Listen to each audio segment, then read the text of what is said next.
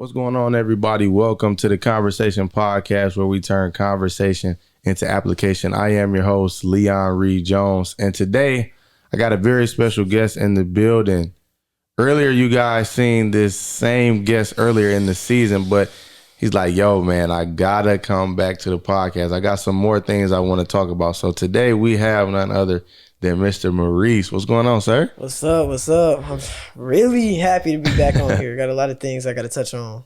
Yeah, man, I see you fresh to death, man. You must be watching SGA, man. We know we a hooper, so MVP. You got the off-court, swag going on, man. We see you got the rings, the chains, all that. Got to. So, man, glad to have you on. So we're going to get straight into it, man. So let's talk about your season, your basketball season. So how's that been going? What's some things that are new? What's some things that you've been learning from just by participating in school basketball? So this season has been exceptional so far. Started out first 3 games, win, took 3-0 lead. Honestly, we keep scoring around the same range. Like the last 3 games, we scored like 36. Okay. And it's been like really going well for us because we playing as like a whole unit. Yeah. Because last season, it was like really me and a few others just like going score. And we would score high. But now we're scoring as a unit. We can get everybody the ball more and coach happy. So, hey, no more like running, push-ups at practice. So, we good. Yeah, man. So, what would you contribute that to? Like how you said in previous years or previous seasons, it was just only a few people putting in the work or contributing. And so that wasn't necessarily getting the job done. But this year, you guys are playing as a complete unit. So, what would you contribute that to? Honestly, it could just like come towards like our growth, honestly. As students and as we've seen throughout life and through like the NBA and role models that we have, we've been able to grow, apply lessons that we've learned throughout the years and put them towards this season. And honestly, for me personally, AAU really starting to come back and teach me lessons that apply to my game right now. Like I said in the previous episode, slow mind, fast feet. Yeah. Working really well. That's good, man. And for you, as you mentioned about, how you guys have role models that you look up to in the NBA, who is someone, or if it's more than one person, who is somebody this season that you paid attention to that you tried to, whether it was on the court or off the court, model your game after to help you be successful or add to your team's success? Honestly, SGA, he's been like killing it, honestly, with his demeanor, his play style, and I model my game after him a lot because he's just an amazing player and an MVP in the making. Okay. And what are some expectations for you guys? Because how many games do you have left? We have like about 4 games left. Okay. So are you guys in the running of possibly winning a championship, or how does that work for your school? The mentality right now is every game is a championship game. Okay. So we go in, put in the work every single day, and we hopefully, possibly, we gonna make it. We just got to put in the work and keep grinding as a team and as a unit. And me knowing you, working with you over the last few years as far as like basketball training and how your mindset has shifted, who do you feel like is, because obviously I would feel like you would say you guys are the best team, but who is somebody that could give you guys problems in your school or district, or you feel like, man, we got to be on our A game when we go against these guys? I'm going to say this right now. I don't think nobody going to give us problems. Okay. That's just our mentality. But who we really got to lock in for the next game against Burton, because we haven't played against them since like 5th grade. So I think that coming into this season, we going to have like a fresh start against them, and we don't know what to expect. Me and my teammates, we've been doing research. We know that they run a certain defense. Right. So we just going to see if we could break that. Honestly, we going to grind. We're going to put in the work, and we're going to see if we could get this done. Okay. And who would you say is your vocal leader? Like outside of the coach, who is the player that brings everybody together? Besides me. And honestly, like, we ain't got no leaders. We all like grown, but if I could pick like 3, it would be like me, Levante, Major. We like the 3 vocal points. We the 3 like we bring everybody together when we separate. Like, we the glue, honestly. Okay. And I feel like our core is strong enough that as long as we are working, everybody else gonna follow suit. Okay, for sure. I like that. And I want to kind of shift the podcast a little bit because obviously, like I said, you got the fashion going on. You know, it shifted. You're getting older. You know, you're looking at different things. So what caused you to come up with your own clothing brand, and kind of give us some insight on where that started and what that is going to look like for the next few months or few years for you? So my clothing brand, it was started off as an inspiration because I was inspired by Virgil Abloh, and he made Off-White. And I'm looking at like his like vision and his view and the way he makes his clothes. I'm like, that's nice, but so expensive. I'm like, yo. And then like one thing he said, like, if you see clothes, it's too expensive, go get a printer and make your own clothes. Yeah. Because I was seeing like in the fashion world, I was looking for this certain style that I like, and I'm looking for it, and I'm like, I can't find it, so I'm gonna make my own. Yeah. And like communicate myself through fashion, and my whole inspiration through fashion is like, I've noticed it throughout the years since I was like a little kid, because I've always been interested in dressing myself and like putting on statement pieces. Shoes really got me into fashion like 6th, 7th grade. So yeah, that's where things have been going so far. Okay, so have you come up with a name for your brand, or yes, let the people know what that is? So through long time of development, Vivid Visions is the name of my brand. And I've been working on it for a long time. It started out as like a group thing, but now it's just like a solo, and I'm ready to take it on. Okay. All right. So two-part question. What inspired you to make the name or come up with the name Vivid Visions? And then the second part to that is, why did you choose to do it alone versus having a group? So Vivid Visions comes from like my old YouTube channel, Vivid Blaze, but I took it more into a deeper meaning because vivid means multiple meanings in multiple ways something can be explained. So it was vivid, and I had a vision. I just put that together. We got VV. Okay. All right, cool, man. So when can we see the first piece from Vivid Vision? So when can we expect that? It's in early development, so I'm not gonna lie. Might take a minute, possibly summer 2026. Okay. Because I am still working on my novel, but it's in the making. Y'all gonna see some pieces sometime soon. Okay, so let's go into that. Your novel. What is your novel about? What's the title? What inspired that? Calm Before the Storm. Calm Before the Storm. Okay. This novel is about this young man's journey through school and through basketball, and how he has to keep to himself and not let the outside noise get to him. Okay. And how he can possibly get to the NBA if he works at it.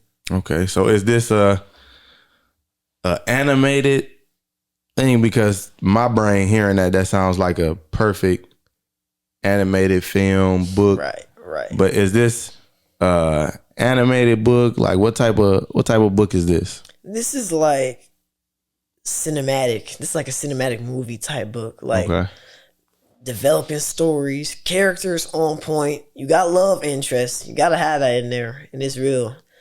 It's a real good book. It's very like more of a dramatic tone from more of my other like books that I've made and like dabble with. It's more dramatic, and it takes inspiration directly from my life. So, cool. So, have you been working on this by yourself? Have you had a team around you to say, okay, this is what you need for the book, this is how we're going to construct it, or has it just been all you? Same thing for my clothing brand. I feel like if I work by myself more, I could get like more, I don't know how to explain this, like space for myself. Because if I have somebody else, I mean, it's cool, but it's like, it's not me. I want it to be wholly me. Yeah. I want to just like draw inspiration directly from me and not have any other like colliding points. Okay. All right.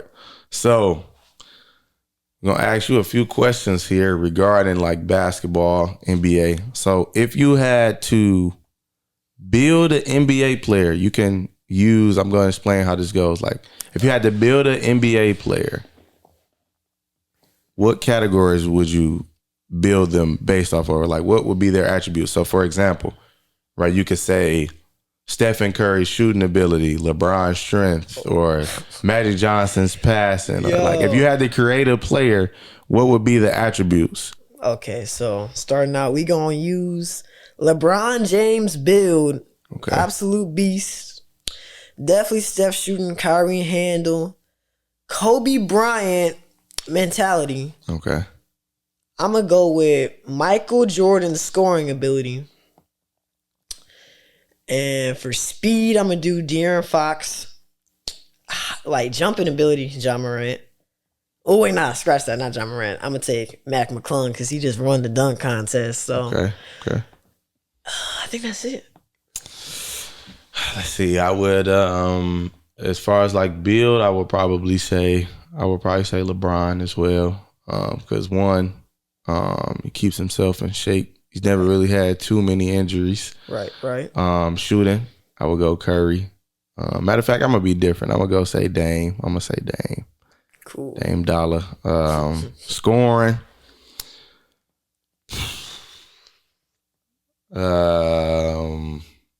I would say KD.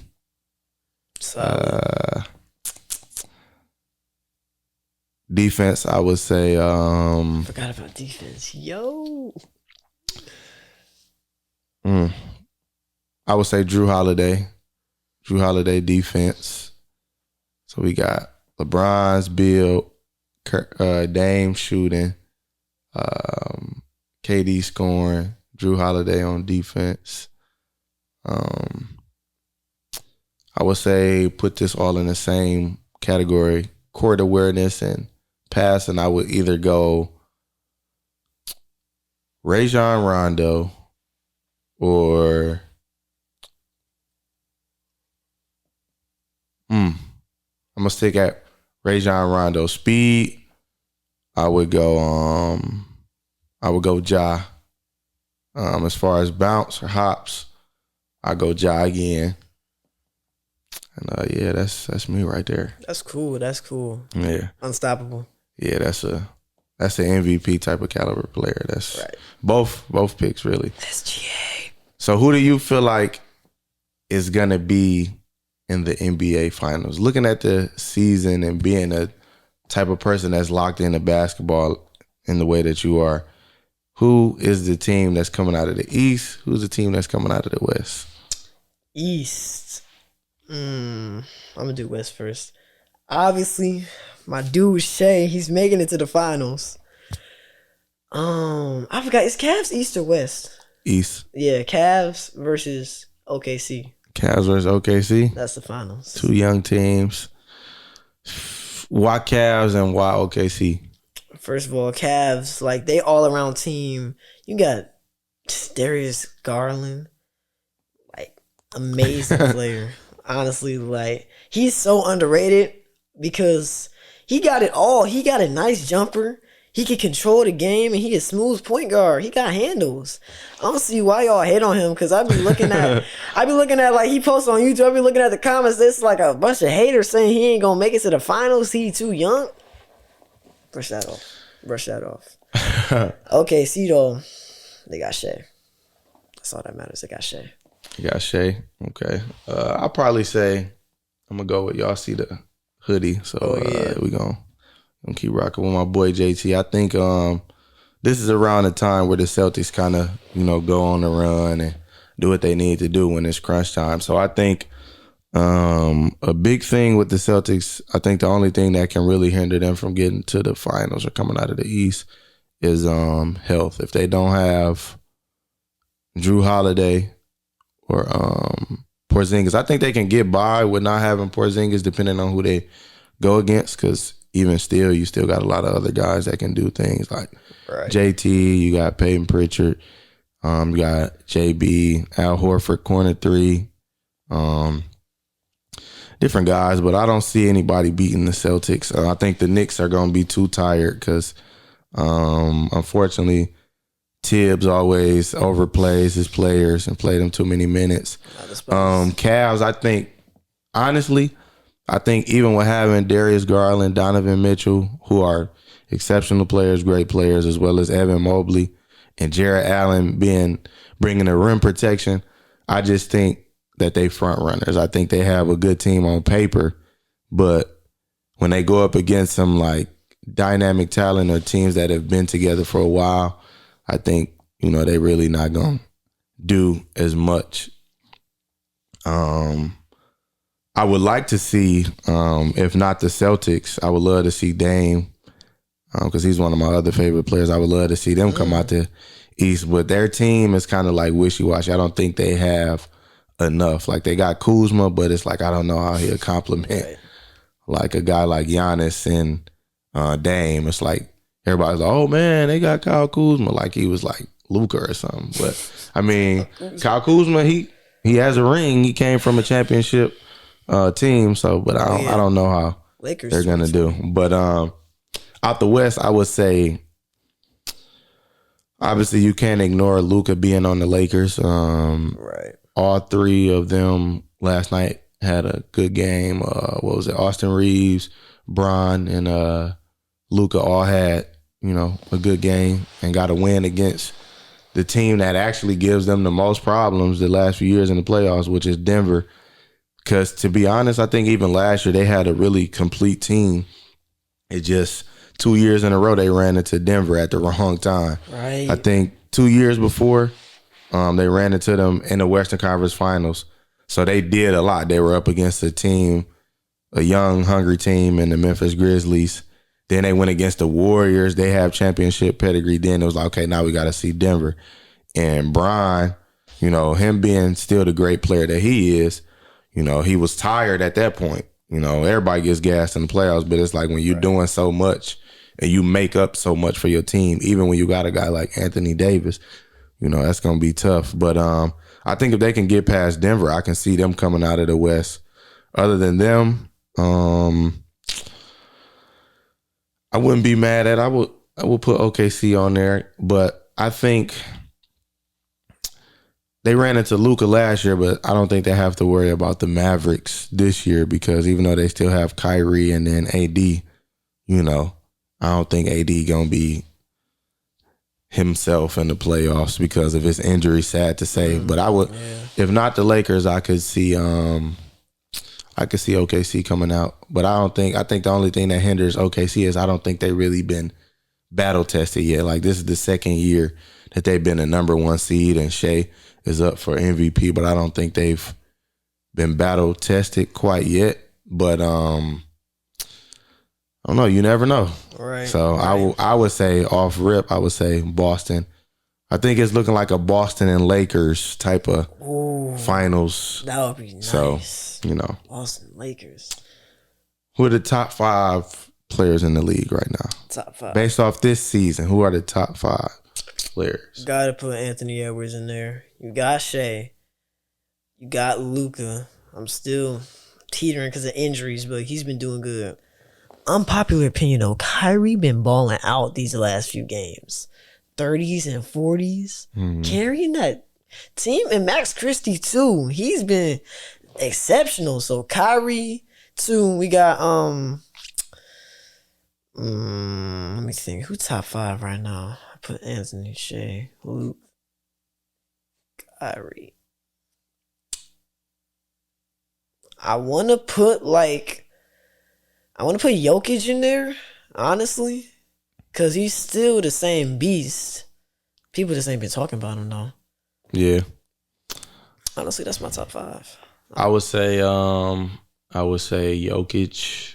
Well, not in any particular order. I would say Jokic, Giannis,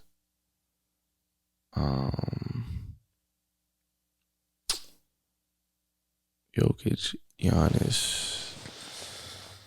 I put Jokic, Giannis. I put Curry in there. Jokic, Giannis, Curry.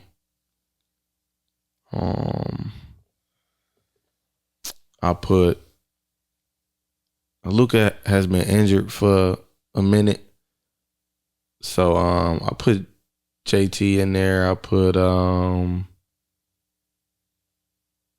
that's 4. I just need one more. I put Shea. Yeah, I put Shea. So Jokic, Smooth. Giannis, Shea, JT, and Curry. Smooth. Who are a few players in your eyes that you feel like are, like, I know how you mentioned Darius Garland is, overlooked. Who are some players that you feel like are balling but maybe in a small market and not getting enough recognition, or people whose numbers or their talent is overlooked in the league right now?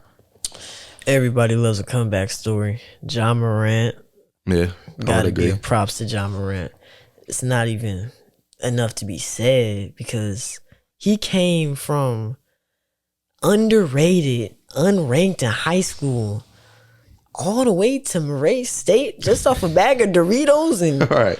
and a drink. Like, exceptional. Diamond in the rough, for sure. Diamond in the rough. He's been balling out ever since that drama he had. Honestly, he's grown from that. I could tell as a player. He talking about he ain't gonna dunk on Wemby. Underrated. Gotta put Ja in there in the underrated section. He's been balling out recently. I already said Darius Garland. He's a smooth player. Max Christie, honestly, moving from Lakers to Mavs, Yeah, he has been hooping. He's been hooping for sure. Jordan Poole too. Jordan Poole, he playing like he got rent due, so he been balling. Yeah, he been sure. balling. Those players in my eyes have been overlooked, not mentioned, and I feel like that they've been smooth players. For me, I would say this is one of my favorite players coming into this season. I watched him at UConn, but I like what he shows on the basketball court on both ends. Stephon Castle. He reminds me of another Drew Holiday type of player. He not like super flashy. He just come in, get right to his spots when it comes to scoring. And I like how, like, him and Wemby, their chemistry is on the floor, and like how he's trying to get the ball. Granted, he's a point guard, but not every point guard shows the true point guard skills. Nowadays, you got a lot of scoring point guards, score first point guard. So I like how Stephon Castle, his mentality, at least when I watch him, is like, take the best shot possible, whether that comes from me or like my teammates. And then I like how he takes pride on defense. I love players that take pride on defense. Like, so I feel like, I think he's going to win Rookie of the Year this year only because, well, I'm not going to say only because I feel like if he was still playing, I think he could possibly edge him in this, Rookie of the Year race. Jared McCain, I think that's his name, that plays for the Sixers. I know he was the front runner for the Rookie of the Year, but once he got injured or whatever. That's so sad, man. He was finna get Rookie of the Year. Yeah, I think Stephon Castle gonna win it just because of what he does on both ends, and I think even if Jared McCain wasn't injured, I think he could still possibly edge him out in that just because of what he's doing. I hate that Wemby went down too. Oh yeah, because I think they could have possibly got a play-in spot to potentially make the playoffs, but I think that's over with now. That would have been some nice hope because Wemby, he's been balling. They got him at 93 in 2K. I see that. Second year, I think that's the fastest. Yeah, man. He like an alien, like they call him. Like, he's 7'4". He can really do everything. Like, score on all levels. Right. He can defend at a high clip. It's like, man, he's 7'4". You're not getting up. You're not raising up over the top of him unless you just skilled like a person like Brian or KD or somebody like that. But another person, I feel like he got the recognition this year. But Cade is balling, and I'm hoping to see Detroit in the playoffs because I definitely want to go to a playoff game. I think right now, I haven't checked it the last few days, but when I last checked it last week, they were in the 6th spot. So I'm hoping they can keep that 6th spot. So they don't have to worry about, because if you're the 7th seed, you still got to worry about the play-in and stuff like that. So I think I would say Stephon Castle. I would say Cade. He got more recognition this year. Quiet as it's kept, I think Paolo Banchero doesn't get as much credit. Because to me, I feel like he has similar. I'm not saying he is LeBron. Nobody's LeBron, but he has similarities of LeBron. Like, he could do a lot of things. He's not just a scorer. He can defend. He can pass. rebounding, all of that. He has, to me, as an all-around game. And I think as they continue to grow and build pieces around them, I think Orlando is going to be a good team, good young core, because you got Franz, you got Cole Anthony, you got Mo Wagner, different pieces that can help them, win Dale Carter. So I think those are my three guys, I feel like. But I also agree with you, too, this year about Ja. I think because of his situations off the court, it's kind of hinder how people see him, and it's kind of like Ja is kind of at the back seat of the table because you got guys emerging like Anthony Edwards, and you still got your JTs, your Lucas, and all of these guys. And I feel like now he's at the back of the bus now. But quiet as it's kept, Memphis is like, I think, still one of the top 3 teams in the West. So it's like, I think he, like you said, comeback kid. He might show us something in the playoffs. So hey, I love to see Ja get to that conference finals. You know what's crazy though? I heard that Grizzlies trying to move Ja in the offseason. When this is news to me. When did they say this? They said this like a few weeks ago. Ever since that Luka trade, I'm telling you, these NBA teams getting more bold. Yeah. That's because he doing it. Don't mean that y'all got to follow suit. That's your franchise player. Yeah. And then I look on 2K, they got, what's his name? Jaren Jackson. They got him higher than Ja. Ja Morant. Yeah, and like, Ja has stayed a 90 overall for the past few months. Bro, But I think it's kind of like on the politics side of that, like, what have you done for me lately? And Ja hasn't been around lately, so it's like the next best player on that team would be Jaren Jackson. Now, I don't agree that he should be higher than him on 2K, but I mean, me, if I was an NBA player, even as a fan watching, I would pay attention to this person being rated, because nobody's going around saying Jaren Jackson is better than I think Ja Morant in reality. So it's like, I just think him being away for a long time, which sucks because we know what Ja Morant is capable of when he's available, when he's on the court. Right. But again, it's just the politics. It's just the storylines. Like, oh, well, Ja probably saw that same report that you did. And it's like, okay. But it's terrible though, man. But Luka getting traded, like, that made me see that anybody is movable. It's probably only 3 untouchables in the NBA.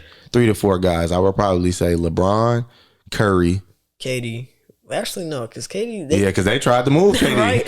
So, Phoenix said KD getting moved this offseason too. So I'm like, bro, Giannis probably be the only other person. Right. And I would wrestle between Jokic and JT. And Wemby. I say they might, if they're for the right price, I think they might move Wemby. But that's just how because when they traded Luka, and don't get me wrong, like, they traded him because, okay, long story short, he wasn't in shape, or he wasn't in the best of shape over the last few years. But I would think of it from a deeper standpoint. Even with him not being in shape, y'all went to the finals. Y'all didn't win, of course, but like, it's a franchise player. This is your franchise player. And on top of that, if I was able to, and I guess they may have looked at it like that as well. Like, okay, well, yeah, we went to the finals, but what if he was healthy? Now, if he was healthy, I still don't think they would have been able to beat the Celtics, because they just had too much off the bench, the starting lineup, all of that. So I just don't agree with that, because I think this is your franchise player, and 5 years in a row he's been NBA All-First Team. So I don't know how you just give all that up for AD. AD is a great power forward, but the man ain't been available for since. Luka? AD for Luka? Yeah, so it's like, I swear they just traded offense for defense. And now you were so willing to get AD, and he doing what we doing. He's sitting down. So it's like, I just don't know what was going through the general manager's, mind. And now you got Kyrie out here left to die, because PJ Washington is good and all these other guys are good, but they're not Luka. So now the Lakers got 2 playmakers in Bron and Luka, and on top of that, now you got they don't have a big man per se, but even without AD, they've been hooping. So it's like, I think at first I thought when AD was balling, I think his first game he had 26, 13, and 9. He got a no contact injury. So it's like, I mean, they looked like they was good, but I think the Lakers won this trade because you still got a guy that you can extend Bron's years in the league now because you got a guy that if Bron go to the bench, you still got Luka and you still got Austin Reeves, you still got Hachimura, or even when he retires, you still got a franchise player in Luka.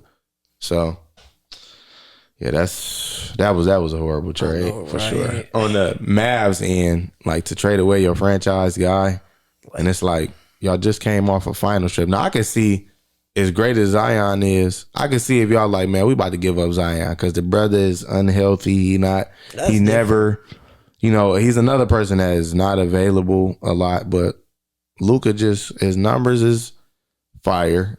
And they just came off a finals appearance. So right. He got water weight, but he averaging 38. he averaging 38. Enough said, like, bro, like I was up at 2 a.m. when I saw that. I'm telling you, the amount of rage I felt as just a Mavs fan myself, because I'm a fan of basketball. I like the Mavs. I seen them like, nah, Shams got hacked. Ain't no way. Yeah, that's what I thought. I thought it was fake. But when they said he confirmed it, I'm like, yeah, it's got to be his. When he confirmed it, I knew it was real. But no, that's Jimmy Butler. Jimmy Butler to the Warriors. Dennis Schroeder, he been in 3 teams in a day. Yeah, like I can imagine how that feels to just be traded so easily. That gotta hurt, honestly. No, for real.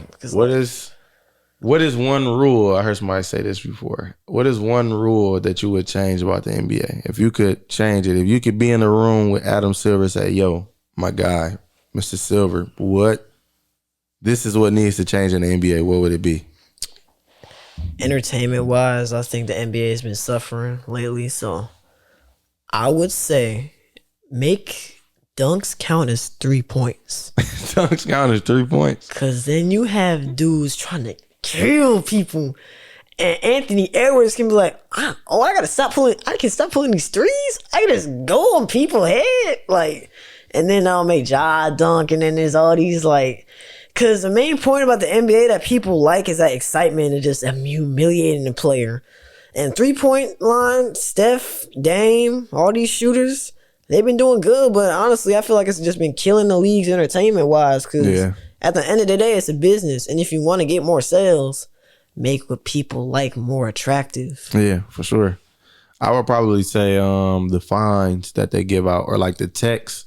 I feel like now it's like you can't even touch somebody or you can't, you dunk on somebody and you yell too loud. It's like, oh, that's a tech. Or you trying to, I done seen guys in games like they dunk and they trying to brace themselves so when they come off hanging off the rim and then they call it tech.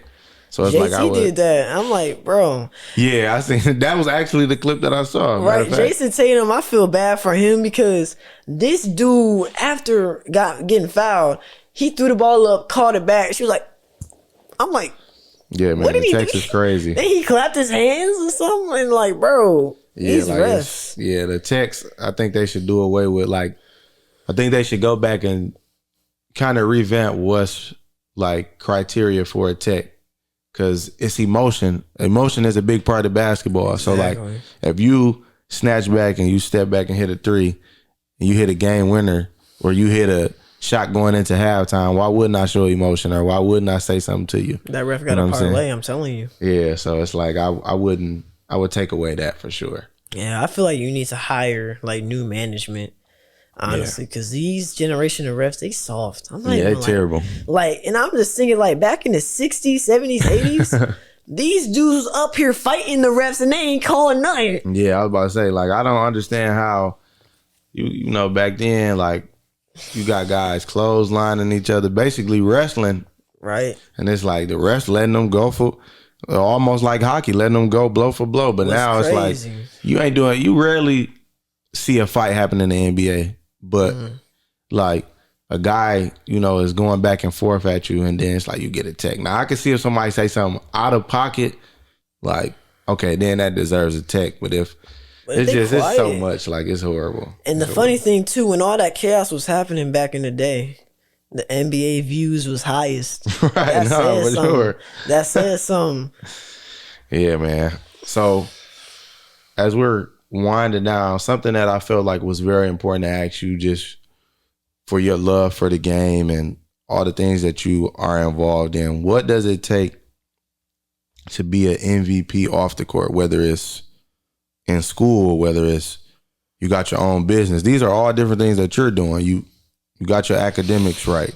Therefore, you could play basketball. You could be the best basketball player you can be. But what does it take from your perspective as a young black teenage man to be a MVP off the court? Being an MVP off the court, you have to be able to like be a leader when it doesn't have nothing to do with basketball. Mm-hmm. Be that same type of person when there's no basketballs. Because the thing is that people get mistaken. People like, you only a leader in basketball. You ain't no MVP. Yeah. You just a team captain. Yeah. But if you're an MVP, you're going to be the same leader in the group project. You're going to be the same leader trying to get everybody on the same page. That's what an MVP is to me. Like, if you can have all these things knocked down, boom, boom, boom, and you got basketball too, and you a heck of a player, yeah, you got that. Yeah, man, I agree with that. And I think the reason why I love basketball outside of the emotion of the game, you know, the hype that it brings, it shows you people character. So, like, how you do small things is how you do all things at the end of the day. Meaning, like, if I come to practice late, I'm going to probably show up to work late, or I'm going to probably show up to class late, because that's not just something you can turn off and on like a light switch. Like, so it's like your characteristics, your character, how you live your life daily. It's like what I've been stressing to kids, like a standard. It's a way that you live your life. You see a guy like Russell Westbrook who has coined the phrase or the mantra, why not? Like, why can't I be an MVP? Why can't I make it out of the conditions that I'm in? It's not just for basketball. It's not just for athletes. It's for people living their daily lives, or maybe living in a neighborhood that's not the safest, or maybe under some conditions that may be rough. Why can't I exceed expectations and make it out of this rough neighborhood? Why can't I come back from something that, you know, I struggle with? So I love the fact that you talked about, you know, you can be a team captain, but if you're not a true leader, then it doesn't really matter. They're going to remember you. Yeah. Oh yeah, this was Maurice. He used to play basketball, but what is he outside of this? And I think, again, sports can tell a lot about an individual. A person who don't take pride in defense thinks, oh, well, I only got to score to help my team. But it's like you said at the beginning of the podcast, it was a point where only a few of you guys were doing the work. But now everybody has realized this is my role. I can score, but coach may need me to rebound. I can pass, but maybe coach needs me to defend. I don't need to hold the ball the whole game. I need to play my role, because each role adds to this piece of this puzzle that's going to help us to be successful, man. So I love that. Sure. So before we get out of here, got a few quick fire questions for you. Bet. So, all time, name your all time 3 favorite players of all time. Okay, favorite. So I thought you were going to do best favorite. That's a good question. Kobe in there. Yo. Okay, so you got Kobe. Derrick Rose. Okay. Jamal Crawford. Okay. Good list. What about you? I'm going to say AI, just for what he did outside of basketball, just the culture, as we mentioned earlier, fashion, what he did, allowing other people to be free with their fashion and, you know, not feel like they got to come to the games with the suit and ties, not knocking suit and ties, but just saying, like, this is another expression of me being me. And just the fight that he had on the court, with his mentality and his mindset. I would say JT, and I'm gonna go Michael Jordan for sure. Just his all around mentality, undefeated in the finals. Just his mindset, just the Last Dance. showed me a lot about Michael Jordan. So Right. I would say, who are your top 3-point shooters of all time? Steph, Ray Allen, Reggie Miller. I'm going to go Steph, Dame, and Ray Allen. Cool. All right. Before we get out of here, guys, we cannot end the podcast without doing a quote. So today's quote is, if you stay ready, you don't have to get ready. Thank y'all for tuning in to the converSAYtion podcast. We'll see y'all same time, same place. Nice. Yes. We're going to be on the lookout and we're going to be supporting